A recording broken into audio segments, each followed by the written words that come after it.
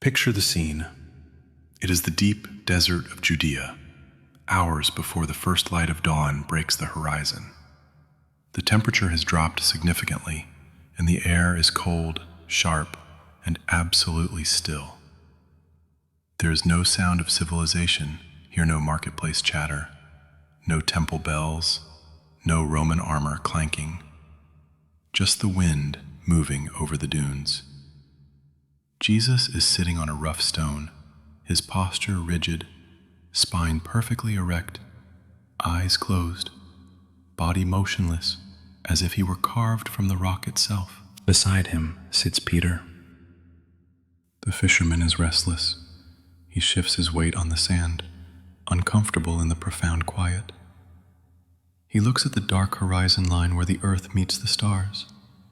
He looks at his own calloused hands, trembling slightly from the cold. Finally, the silence becomes too heavy, too oppressive for him to bear. Peter leans in, his voice barely a whisper, and asks, "Master, why do you sit in such absolute silence? Are you praying for us?" Jesus opens his eyes. He does not look at Peter. He does not look at the ground. He looks straight ahead at the empty air, piercing through the darkness with a gaze that seems to focus on something invisible. And he says calmly, "I am not praying, Peter. I am becoming invisible." Peter is stunned. He looks around frantically. Invisible to whom? There is no one here. Just the sand, the wind, and the vast emptiness of the wilderness. Jesus turns his gaze upward, not to the physical sky, but through it, to the entities the ancients called the Archons. He reveals a terrifying implication that shatters Peter's simple understanding of reality. He says, "Every word you speak, every sound that vibrates from your throat is a signal. It is a beacon in the dark." This moment, recorded in the margins of the Gnostic tradition and echoed in the lost texts of the early mystics, introduces a profound concept that goes far beyond religion. That human speech is not merely communication, but a broadcast of frequency. The texts suggest that these entities, described not as physical beings, but as rulers of the air, recognize these signatures instantly. Like a sophisticated surveillance grid, they lock onto the vibrations of fear, doubt, confusion, and submission. You have felt it before. That sudden, inexplicable heaviness in your chest when you speak of your worries. That sense of being watched when you are alone in a room. The ancient texts argue you are not paranoid. You are being tracked through the very sound of your own existence. But within this terrifying framework, there is a flaw in the system, a calculated blind spot. Jesus explains to Peter that there is one specific soundosonic key in the original Aramaic language that acts as white noise, a frequency disruptor. When spoken with the correct anatomical precision, it renders the speaker vibrationally neutral. Today, we are going to deconstruct that word, the science behind it, and the reason why history tried to bury it. To understand why this specific sound functions as a cloak, we must first strip away the layers of religious mythology and look at the mechanics of the trap itself. In 1945, in the Egyptian town of Nag Hammadi, a peasant discovered a sealed jar containing ancient manuscripts that had been hidden for nearly 2,000 years. These texts, now known as the Gnostic Gospels, offered a radically different view of the cosmos than the one presented by the Orthodox Church. Specifically, in the complex cosmology of the text known as the Pistis Sophia, the writers describe a reality that functions remarkably like a modern computer simulation. They believed that human consciousness is not entirely free, but is subject to a form of energetic harvesting. The entities they called Archons were not described as physical monsters with claws and teeth, but as mind parasites, entities of pure frequency that sustain themselves on low vibration energy. In modern psychological terms, we might call them egregores or autonomous thought forms. They are systems that require feedback to survive. Think about modern physics. We know that everything, at its core, is vibration. Sound is not just something you hear, it is a physical force that structures matter. Cymatics, the study of visible sound, proves this definitively. If you play a chaotic, dissonant frequency into a plate of sand or water, the matter scatters into disorder. It cannot hold a form. But if you play a harmonious, resonant frequency, the matter immediately aligns itself into perfect, symmetrical, geometric patterns. The sound creates the structure. Your body is the sand. Your voice is the frequency. The Gnostic model posits that when a person speaks words of anger, fear, or desperation, they are creating a chaotic geometry in their own biofield. This chaos acts like blood in the water. It signals to the broader energetic ecosystem that a source of loose emotional energy is available.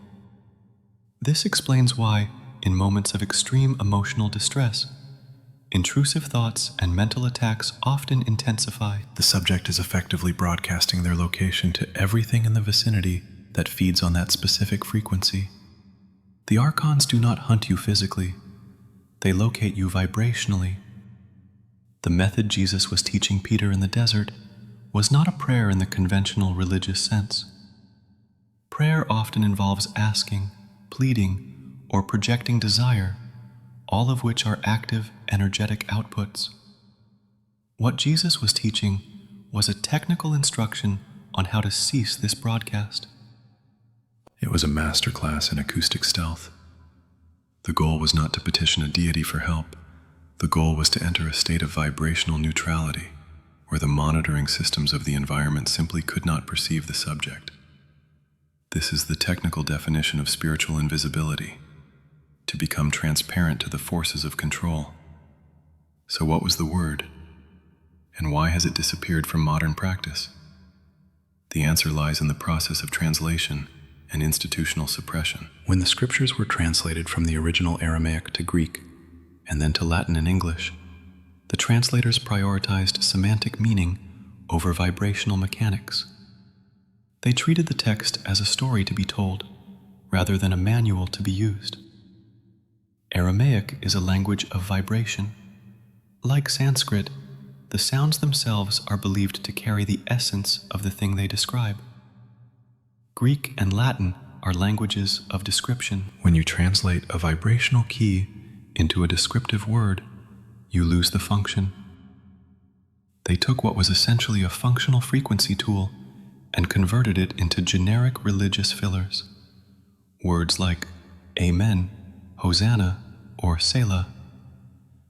While these words carry cultural and historical significance, from a bioacoustic perspective, they are largely inert. They are words repeated mechanically in buildings made of stone, generating zero physiological change in the nervous system of the speaker. The Gnostics argued that the institutions controlling the texts ensured that the defensive tools were the first to be sanitized, leaving the populace visible, vulnerable, and easily harvested. Imagine possessing a complex, encrypted password to access a secure server. If you translate that password into another language, the meaning might be preserved, but the code will fail. The server does not analyze the semantic meaning or the intent. It verifies the exact sequence of characters. The universe, in this view, works the same way. It does not respond to intent alone. It responds to resonance. It responds to the precise geometry of sound.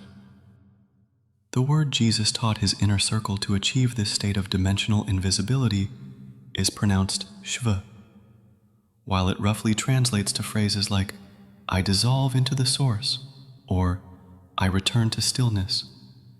The literal definition is secondary to the vibrational mechanics. The power lies in the friction of the esh sound and the hollow resonance of the v sound. This sound was specifically engineered to resonate at what the ancients called the monad frequency. This is the vibration of the original source, a frequency of absolute unity and singularity. The Archons, by definition, exist in a state of separation and duality. They operate in the realm of conflictus versus them, light versus dark, fear versus desire. They cannot process the frequency of unity. It creates a blind spot in their perception, much like how the human eye cannot perceive ultraviolet light. When this word is spoken correctly, it acts as a frequency disruptor. The signal doesn't go silent, it becomes unreadable white noise. It encrypts your biosignature. Now, we must examine the biology. Why does this specific sound affect the human vessel? This is where many practitioners fail. They treat this word as a magic spell or a superstitious incantation. However, sound requires physics. To achieve the state of cloaking described in the texts, one must follow the anatomical technique that anchors the frequency into the nervous system. Let us analyze the physiology of the sound shvi through the lens of modern polyvagal theory. First, the sibilant, the esh sound. In linguistics, this is known as a voiceless postalveolar fricative, but in bioenergetics, it acts as a reset switch for the brain. When you make a sustained shh sound, you are vibrating the hard palate of your mouth. This bone is directly connected to the cranial nerves that stimulate the pineal and pituitary glands. This creates the initial frequency spike, alerting the reticular activating system in the brain to shift focus from external stimuli to internal processes.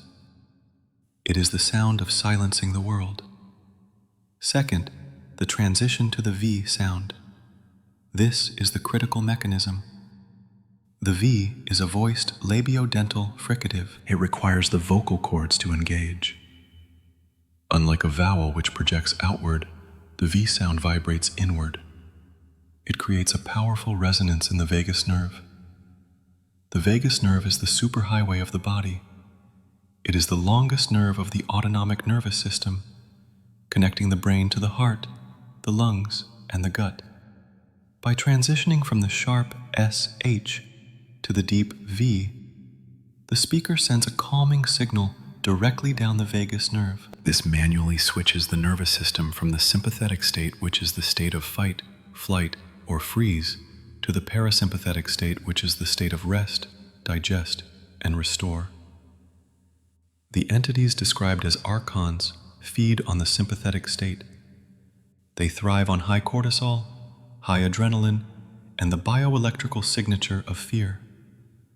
When you are in a state of high stress, you are literally glowing on their radar. By using the sound shv to trigger the parasympathetic response, the individual physically removes the food source.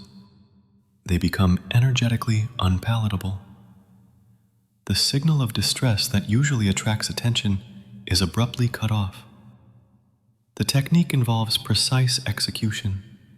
It is not something to be mumbled, but engineered.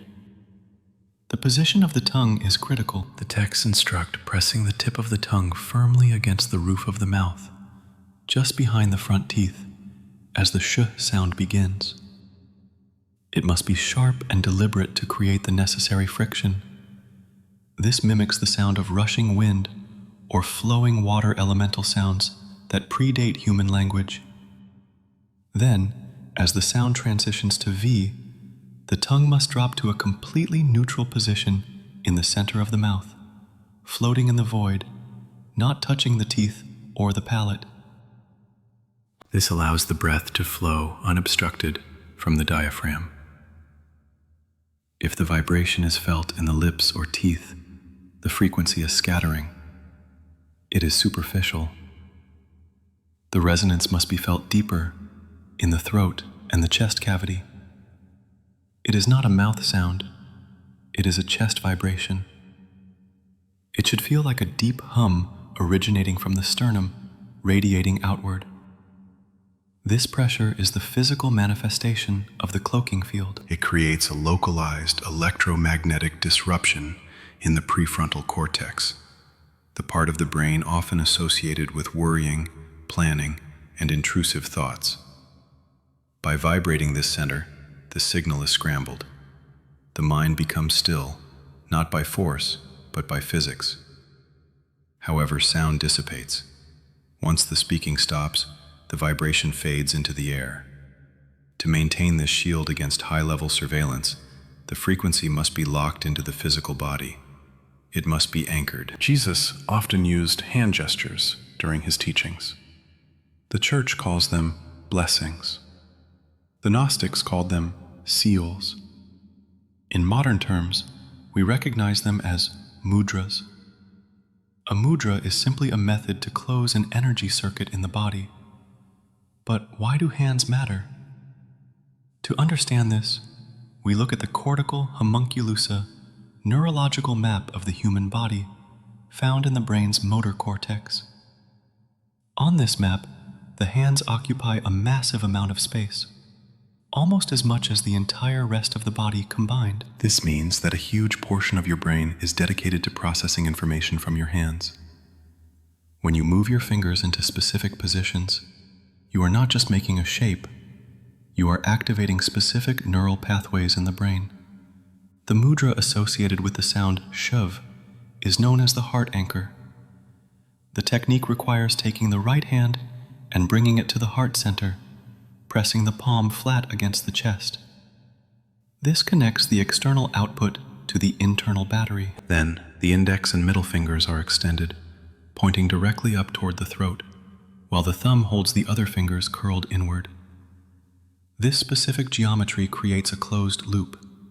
As the sound shv is spoken, the frequency travels from the vocal cords down through the extended fingers and locks into the heart center. From there, it radiates outward, creating a torus field, a spherical barrier of white noise around the biofield. This is essentially biofeedback. It is a tangible signal to the body that it is safe. And a body that feels safe is a body that cannot be harvested. Now that the tool is understood, we must understand the timing. The Gnostic texts suggest that archonic surveillance is not constant. It operates on cycles, aligned with the biological rhythms of the human host. They do not monitor randomly. They wait for consciousness to go offline. There are two specific windows during the daily cycle where the human vessel is most exposed. These are the times the command is most effective. The first window is what is called the nightly seal. This occurs right before sleep. Consider the state of the average person before bed. The body is tired. Defenses are down. The mind is replaying the worries of the day, scrolling through regrets and anxieties. This is the prime harvesting time. As your brainwaves slow down from beta to alpha and then to theta, you enter the hypnagogic state. This is the bridge between the conscious and subconscious worlds. If you cross this bridge while holding on to fear or stress, you are carrying that chaotic resonance into the dream world. This is why many people wake up exhausted, feeling as though they have run a marathon in their sleep. They have spent the night in a state of low-level astral combat, their energy being drained by the very systems they are trying to escape. The instruction is not to perform this, lying down in a state of half-slumber. One must sit upright, spine straight, conscious intention engaged. Form the mudra. Speak the sound shv 3 times. This sets a frequency barrier that holds steady for the sleep cycle. The individual falls asleep, vibrating at a frequency too high for low vibration entities to attach to. They may approach the dream space, but they encounter a dimensional wall of static. The result is deep, restorative sleep and a return to the waking world with full energy reserves. The second window is a 3 a.m. pivot. Many people experience the phenomenon of being jolted awake at 3 or 4 in the morning. This is often referred to as the witching hour, but the biological reality is equally significant. At this time, the body's melatonin levels peak and core body temperature is at its lowest. The veil between dimensions is thinnest. There is no noise, no logical reason to be awake. Yet, there is a distinct sense of dread, a heavy presence in the room. The mind immediately races with negative thoughts, catastrophic scenarios, and ancient fears. The texts advise not to ignore this. Do not try to simply roll over and force sleep. That weight is interpreted as the physical sensation of a scan. The biofield has been breached. The response is to immediately bring the hand to the heart, form the mudra, and speak the command. It does not need to be shouted. A whisper is sufficient, provided the vibration is anchored in the chest. The result is a palpable shift in the room's atmosphere. The heaviness lifts, the racing thoughts cease. The subject vanishes from the localized grid. The room returns to a state of neutrality. Over time, this practice does more than protect in the moment. It raises the baseline frequency of the individual permanently. Modern neuroscience confirms the principle of neuroplasticity. Neurons that fire together wire together. By repeatedly interrupting the stress response with this sound, the brain is effectively rewired. You are rewriting the default mode network of your brain. Instead of defaulting to fear and surveillance, your system begins to default to neutrality and silence. The energetic field is trained to occupy a space that these entities cannot inhabit. Intrusive thoughts, sudden unexplainable fears, and heavy mental fog begin to disappear from daily life. The individual becomes a glitch in the system, a pneumatic who has remembered how to walk through the world undetected. This is the state Jesus referred to when he spoke of being in the world, but not of it. It does not imply leaving physical reality or escaping to a mountaintop. It implies leaving the vibrational frequency of the control grid. One walks among the shadows, but remains untouched by them. We have covered the history, the science, and the technique. The information is now available. But information without application is merely noise. It is intellectual entertainment. The world may dismiss this as too simple. Institutions may label it as heresy or superstition. They may mock the practice because they remain trapped in the cycle of draining and harvesting. They normalize stress, anxiety, and fear as the standard human condition. They want you to believe that the noise in your head is you. But for those who understand the mechanics of frequency, the path is clear. You are not the noise. You are the silence behind it. You have the word, Shiva. You have the anchor, the mudra, and you understand the mechanism. Darkness has no power over what it cannot see. It cannot attack what it cannot locate. The goal is not to fight the dark, but to emit a frequency so stable, so unified, that you become undetectable to it. This is the ancient technology of silence. It is your birthright. Use it. Test it tonight. Observe the change in your reality. Sleep protected.